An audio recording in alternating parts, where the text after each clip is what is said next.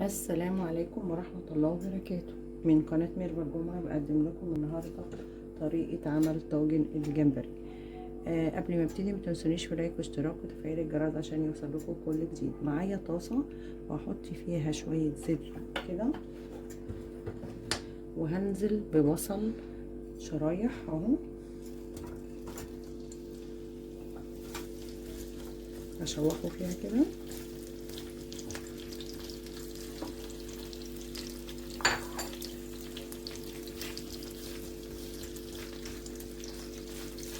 طبعا الدنيا شتاء والجمبري ده الموسم بتاعه في الشتاء اصلا. نديها تشويحه كده،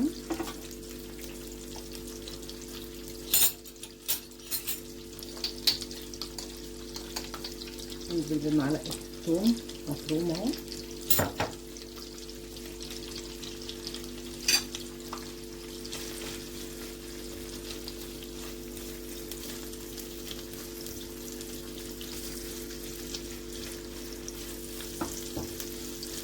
البصل يعني البصل اي بصل في اي اكله تلاقيه بيسكره، فانا حاطه بصلتين حلوين يعني كبار.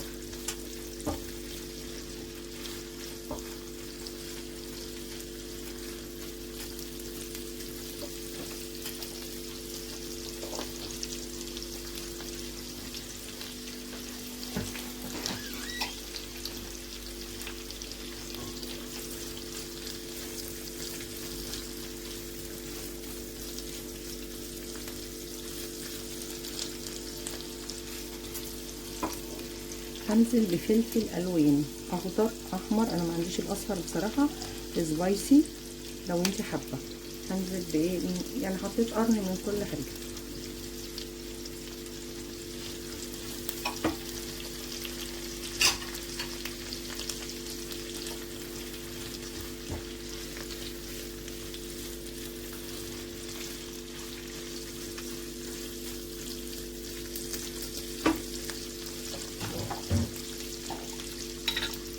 هنزل بمعلقه فلفل اسود برضه حسب الرغبه ده، يعني انتوا عايزين تزودوا او تقللوا براحتكم.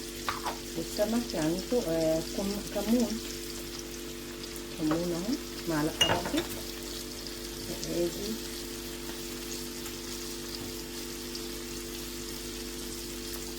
وادي معلقه الملح بقى حسب المذاق، ان انت تشوفي الكميه اللي انت عاملاها.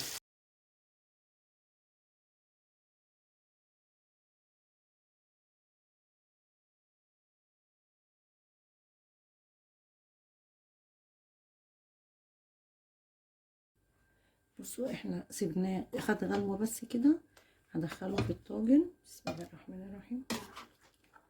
بصوا، وادخله الفرن على درجه حراره 180 190.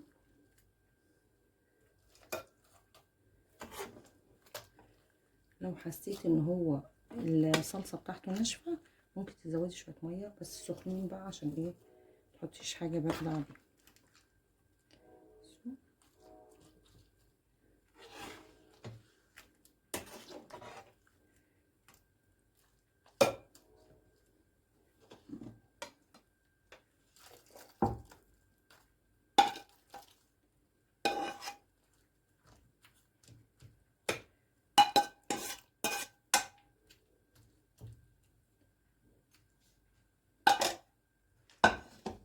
ممكن بس اغطيه بشويه ميه اهو، بس كده ربع كوبايه ميه بس كده اهو. دخله الفرن على درجه حراره من 180 ل 190، ولما يطلع هوريهولكم. وادي بعد الطاجن ما طلع طاجن الجمبري من الفرن.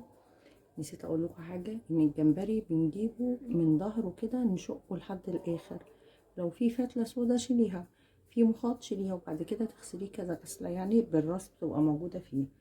ادي شكل الطاجن، ومعاه سلطه طحينه، وادي شويه بقدونس اهو.